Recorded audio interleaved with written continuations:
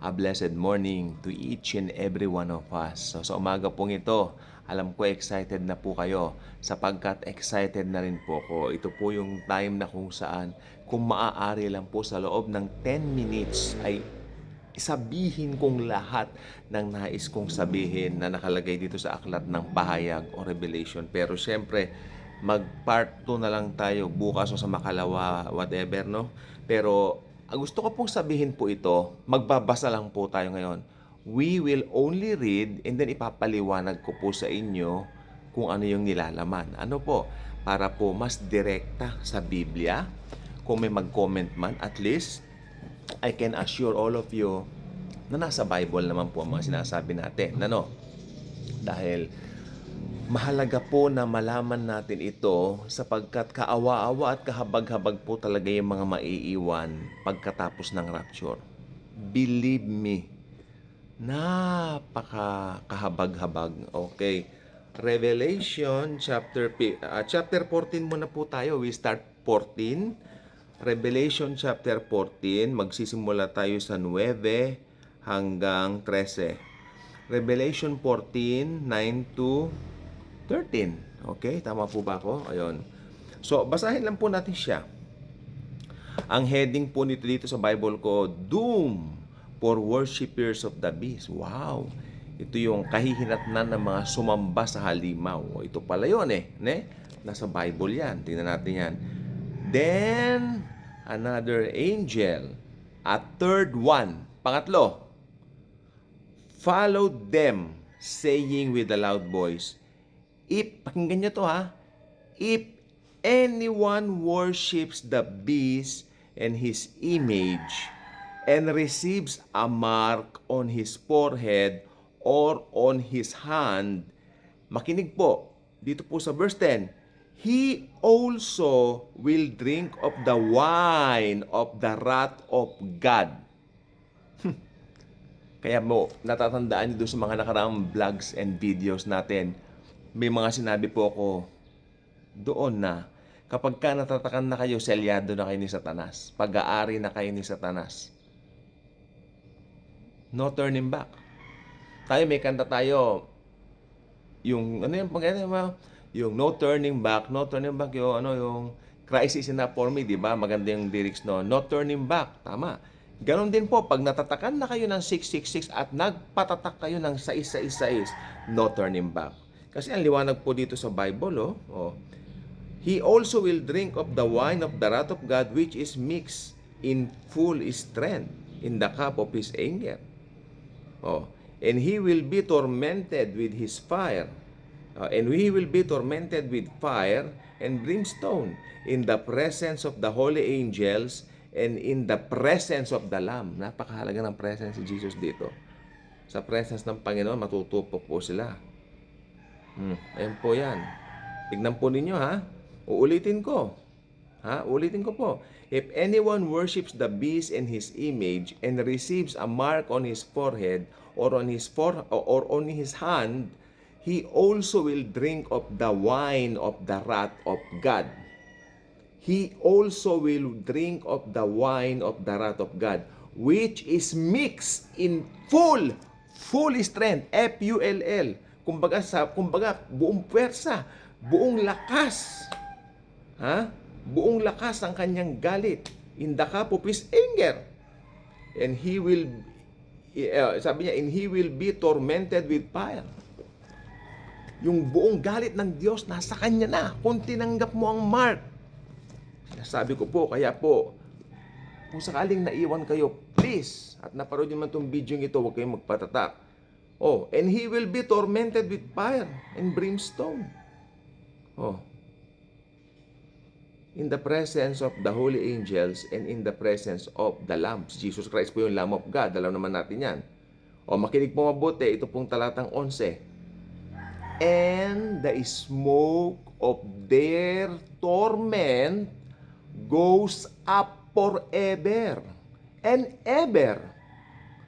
They have no rest. Makinig po. They have no rest. Day and night. Those who worship the beast and his image. And whoever receives the mark of his name. Walang kapahingahan yan. Pinahihirapan sila doon. Araw-gabi, araw-gabi. At yung usok ng kanilang pinagpapahirapan talagang yes. Talagang gumaganyan-ganyan pa yan, ha? Di ba? Ha! Ito po ay nakasulat po sa Biblia, mga mahal kong kapatid at kaibigan. No? Ito po ay mangyayari. Hindi niyo ba nakikita yung mga balita ngayon? It's too close! Kaya kung hindi niyo pa tinanggap si Jesucristo as Lord and Savior, now is the right time. Now is the right time. Makinig pang mabuti dito sa 12. Here is the perseverance of the saints. Ito naman yun. Meron namang mga nag-persevere. Ito yung mga tribulation saints. Here is the perseverance of the saints who keep the commandments of God and their faith in Jesus. Pansinin niyo yung verse 17 na ito.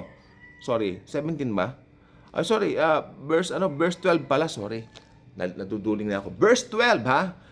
Nagkamali na yung sinabi kong verse, pero tama yung sinabi kong talata. Ano ba kayo? 12. Natuduling kasi parang pag matagal ako nakatingin sa cellphone, parang yung mata ko parang lumalabo yung tingin ko dito. Ang liit kasi ng mga sulat dito sa Bible na ito. Kaya bibili ako ng printed na Bible na malaking printing. Magkano kaya yon? Baka malaki rin ang presyo. Okay lang, di ba? Pero kasi pag gumagamit naman ako ng tablet, talaga yung mata ko parang minsan, ewan ko no? 12. Revelation chapter 14 verse 12. Here is the perseverance of the saints who keep the commandments of God and their faith in Jesus. Pansinin niyo, combination ng faith in Jesus and the commandments of God. Pagkatapos po ng church age, makinig po kayong mabuti. Pag natapos na po ang church age, pasok ang Great Tribulation. Tapos na rin po, pag natapos ang church age, tapos na ang age of grace. Tapos na ang grace period. Amen? Tapos na po. Kaya ang kaligtasan noon, hindi na po yung manampalataya ka lang kay Jesucristo, maliligtas ka. No. Hindi na yung manampalataya ka sa tinapos na gawa ni Jesus, hindi na po ganon during that time. Okay? Pero during that time, ang way of salvation is, may faith ka kay Jesus, at the same time, you follow the commandments of God. Sariling effort mo. Sariling gawa mo. Tapos na yung dispensation of grace. Always remember that during that time. Pero I believe, sa pag-aaral ko pa rin, may grace pa rin doon. Bakit? Kaninyo? Sapagkat binibigyan pa rin ng chance ng Diyos na maligtas ang mga tao, maski doon sa Great Tribulation. Yun nga lang, sariling dugo na nilang ibububo nila para maparangalan si Kristo. Grace pa rin yun eh. Akalain mo, pag nagbubo ka ng sariling dugo mo, maliligtas ka pa rin, di ba? O, hindi mo ba alam na grace pa rin yun? Ano ba naman yan? Grace pa rin yun. Oh. Pero hindi katulad itong church age. Kaya ang pinakamagandang time na maligtas itong church age. Okay, bilis naman ng TikTok ng oras. Oo. Okay, dito na po tayo sa 12. Panghuli na pala tayo 13. And I heard a voice from heaven saying, Write, Blessed are the dead who die in the Lord from now on. Yes, says the Spirit, so that they may rest from their labors, for their deeds follow with them. Yan. Alam ninyo, dito po sa mga binasa natin talatang ito, especially itong 10, nakakapangilabot. Sapagkat sabi niya, if anyone worship the beast and his image, and receives a mark on his forehead or on his hand, he also will drink of the wine of the wrath of God, which is mixed in full strength in the cup of his anger. And he will be tormented with fire and brimstone in the presence of the holy angels and in the presence of the Lamb. And the smoke of their torment goes up forever and ever. They have no rest day and night. Those who worship the beast in his image, and whoever receives the mark of his name. So, ang